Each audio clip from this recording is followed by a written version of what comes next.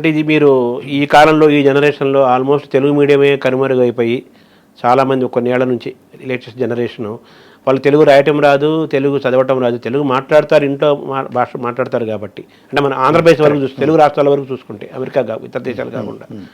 So ఇటువంటి సమయంలో తెలుగు రాయటము చదవటము రాని తరాలు ఉన్న కాలంలో ఈ తెలుగు తోటి ఒక గేమ్ను స్టార్ట్ చేయాలన్న ఆలోచన మీకు కలగటం అనేది ఇది ఛాలెంజ్గా అనిపించట్లేదా మీకు?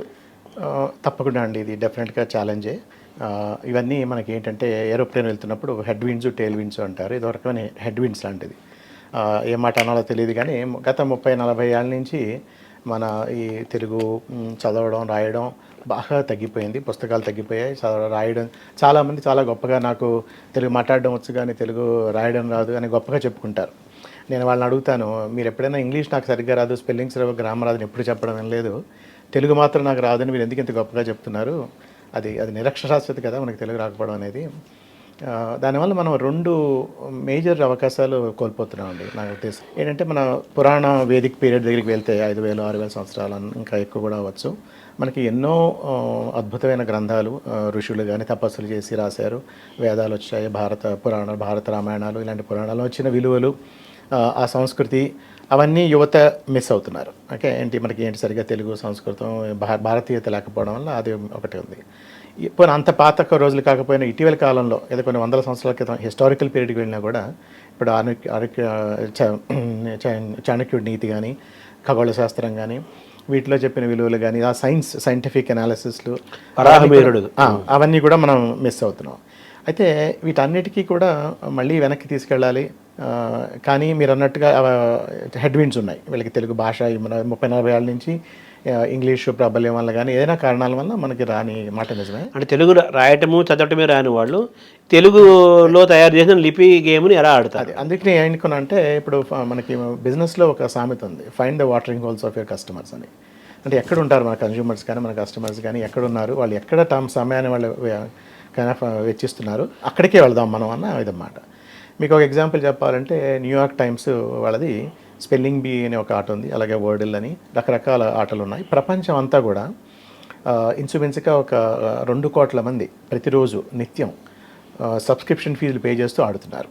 ఓకే, అంటే ఏంటి ఇన్ని కోట్ల మంది రోజు, అందులో మళ్ళీ చాలామంది భారతీయులు కూడా ఉన్నారు, అమెరికాలో కాదు ప్రపంచంలో ఎక్కడైనా సరే.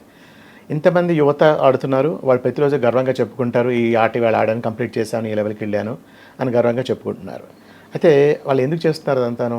ఒకటి సరదా, ఉల్లాసం, వికాసం, తర్వాత ఒక రకమైన మానసిక థెరప్యూటిక్ వాల్యూ, అది క్యాజువల్ గేమ్, వీటిని క్యాజువల్ గేమ్స్ అంటారు, వర్డ్ గేమ్స్ని.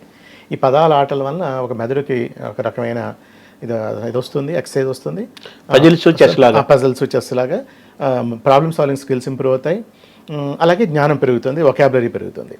ఇవన్నీ కూడా ఇంగ్లీష్లో ఉన్నాయి. ఓకే, ఇవి మనకి ఒక సామాన్య మానవుడికి మనకు ఆంధ్ర అని తెలంగాణ అవ్వండి, మన ఆంధ్ర రాష్ట్రాల్లో కానీ ఇండియాలో ఎక్కడైనా సరే ఎవరైనా సరదాగా 5 నిమిషాలు థెరపెటిక్గా ఒక స్ట్రెస్ బస్టింగ్ కింద ఆడదాం అంటే ఆ ఇంగ్లీష్లో ఆడే కెపాసిటీ మనకి ఉండదు, ఆ అవకాశాలు లేవు, అంత కాస్ట్లీ మనకు అనవసరం కూడా.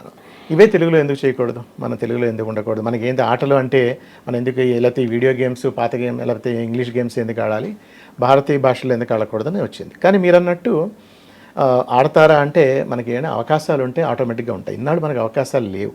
ఇప్పుడు మీరు ఒక సామాన్య వ్యక్తి కింద మీకు 10 నిమిషాలు టైం ఉంటే చట్టుక్కనైనా ఆడదామంటే ఇవో వీడియో గేమ్స్ ఉంటాయి తప్పిస్తే క్యాజువల్ గేమ్స్, వర్డ్ గేమ్స్ తెలుగులో సరదాగా ఆడుకునేవి.